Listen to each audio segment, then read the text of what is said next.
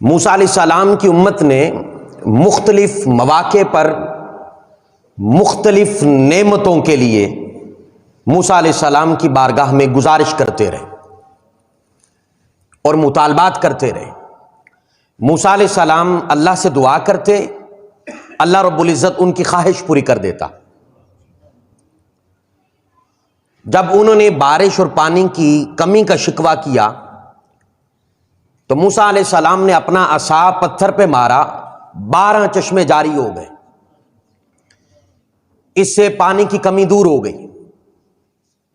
پھر انہوں نے مطالبہ یہ کیا کہ ہمیں دھوپ سے بڑی تکلیف ہوتی ہے، اللہ رب العزت نے بادلوں کا سائبان ان کے لیے بنا دیا۔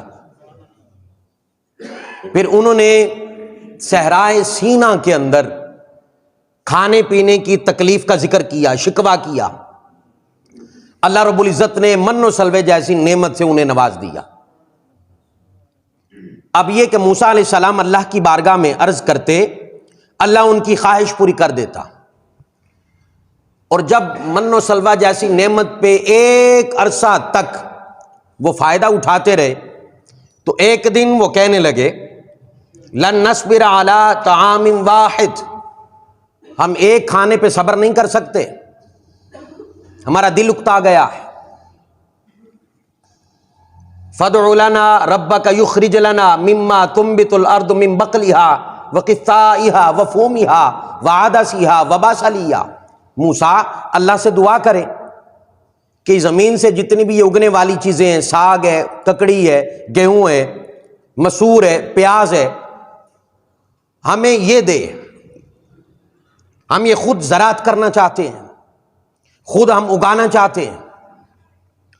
تو موسیٰ علیہ السلام نے کہا، بڑے عجیب ہو تم اور بڑے ظالم ہو، بڑے احسان فراموش ہو کہ تم اعلیٰ چھوڑ کے ادنا کی طرف بھاگتے ہو، کہ اللہ تمہیں من و سلوہ دے رہا ہے، تم کہہ رہے ہو کہ نہیں ہمیں یہ نہیں چاہیے، اور تم اس کے بدلے کے اندر جو ادنا ہے کہ خود محنت کرنی پڑے اور اس پہ اپنا وقت صرف کرنا پڑے، تم وہ مانگ رہے ہو۔ تم بڑے ظالم ہو اور بڑے احسان فراموش ہو۔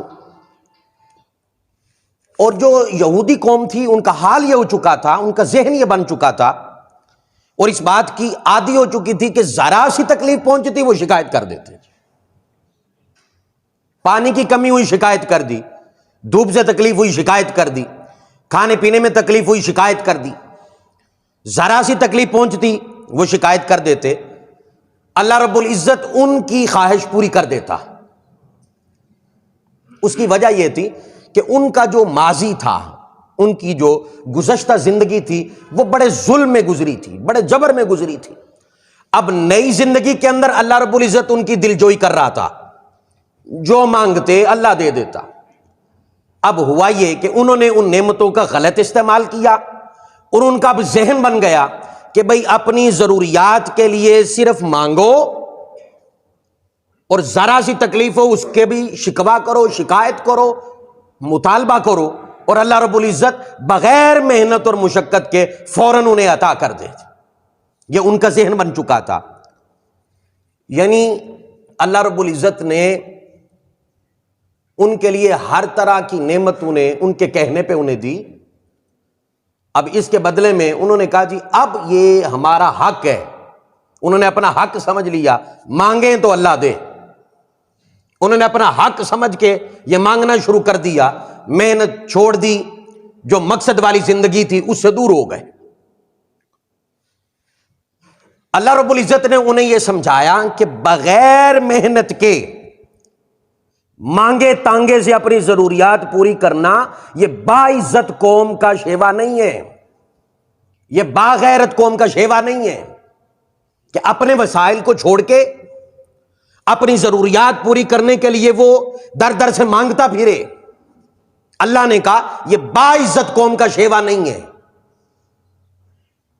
یہ انہیں سمجھایا اور امت مصطفیٰ صلی اللہ علیہ وسلم کو بھی درس دیا۔ اور اقبال تو کہتے ہیں کہ بھئی جنت جیسی نعمت بھی اللہ سے مانگ کے لینا یہ مردانگی کے شیوے کے خلاف ہے، شیوہ مردانگی نہیں ہے۔ جنت جیسی نعمت بھی اللہ سے مانگنا، اپنا کردار درست نہ کرنا، اپنے اعمال درست نہ کرنا، کوشش نہ کرنا، محنت نہ کرنا، سورنا نہیں ہے، بس کیا ہے اللہ سے مانگے اللہ ہمیں جنت بھی دے دے۔ تو اقبال کہتے یہ بھی کوئی مردانگی ہے کہ بندہ جو ہے محنت نہ کرے اور اللہ سے جنت مانگتا پھرے؟ آپ کہتے ہیں ہمت ہے تو پیدا کر فردوس سے بری اپنا، مانگی ہوئی جنت سے ہے دوزخ کا عذاب اچھا۔ کم از کم اپنا آپ تو بدلے، کم از کم اپنا کردار تو بدلے، کم از کم اللہ کے بتائے ہوئے احکامات کے مطابق زندگی گزارنے کی کوشش تو کرے۔ زندگی گزارے نافرمانیوں میں اور خواہش کرے جنت کی، یہ یہودی ذہنیت ہے، یہ یہودی نفسیات ہے کہ انہوں نے بھی اپنا حق سمجھ لیا کہ اللہ دے اور یہ کچھ نہ کرے، اور مانگتے مانگتے زندگی گزر جائے۔ اور یہ تصور جو ہمارے ہاں لوگوں نے بنا لیا، ہم نے بنا لیا کہ بھئی جو مقدر میں لکھنا ہے وہی ملنا ہے، اس سے دائیں بائیں کچھ نہیں ہے۔ عزت لکھی ہے تو عزت ملے گی، ذلت لکھی ہے تو ذلت ملے گی، تو لہذا مقدر میں لکھی گئی ہے، اب عزت ہے تو عزت ملے گی، ذلت ہے تو ذلت ملے گی۔ بھئی کوئی شک نہیں ہے، عزت دینے والا اللہ ہے، ذلت دینے والا اللہ ہے، پر اللہ ذلت اسے دیتا ہے جو ذلت کا مستحق ہے، عزت اسے دیتا ہے جو عزت کا مستحق ہے۔ کیا خدا نے نہیں کہا ان اللہ لا یغیر ما بقوم حتی یغیروا ما بانفسہم؟ اللہ رب العزت اس وقت تک کسی قوم کے حالات نہیں بدلتا جب تک وہ خود اپنی حالت کو نہیں بدلتے ہیں، اپنا آپ بدلنے کی کوشش نہیں کرتے ہیں۔ آج من حیث القوم ہماری یہ ذہنیت بن گئی، ہماری یہ نفسیات بن گئی کہ ہم محنت نہ کریں، خود کو نہ بدلیں اور دعاؤں کی کثرت کریں، بس اللہ رب العزت ہماری خواہشات کے مطابق ہمیں عطا کرتا رہے، ہم کچھ نہ کریں، ہم زندگی گزاریں اپنی مرضی کی، اور پھر جب دعا کریں تو وہ ہمیں لازماً دے، اور پھر انتظار بھی نہیں کرتے۔ دعا کر لیں تو پھر انتظار بھی نہیں کرتے، کہتے بس کی ہے اگلے لمحے دعا قبول ہو جائے۔ جب موسیٰ علیہ السلام نے نا اللہ کی بارگاہ میں عرض کی مولا فرعون کا ظلم بڑھ رہا ہے، اب اسے غرق کر دے، اللہ رب العزت نے اسی دعا پہ جبریل کو کہا جا موسیٰ کو کہہ دے میں نے تیری دعا کو قبول کر لیا۔ اب موسیٰ علیہ السلام کی طرف وحی آئی کہ دعا اللہ نے سن لی ہے۔ اب ہوا کیا، 40 سال بعد اللہ رب العزت نے فرعون کو غرق کیا۔ دعا کی قبولیت کے 40 سال بعد اس کی ایگزیکیوشن ہوئی ہے۔ اللہ نے سنی، جبریل کو کہا، تو موسیٰ علیہ السلام نے 40 سال انتظار کیا ہے۔ ہمارا مزاج کیا کہ دعا کریں اگلے لمحے اللہ پوری کر دے۔ تو من حیث القوم ہمارا یہ حال ہے کہ ہم اپنے آپ کو نہیں بدلتے، اور توکل سے پہلے تعقل ہے۔ ہم نے توکل کیا، تعقل سے کام لینا چھوڑ دیا، عقل کا استعمال چھوڑ دیا، محنت چھوڑ دی، ہم نے کوشش کرنا چھوڑ دی۔ صرف کیا ہے، مقدر میں لکھا ہے اللہ دے گا، اسی پہ ہی ساری زندگی گزار دی۔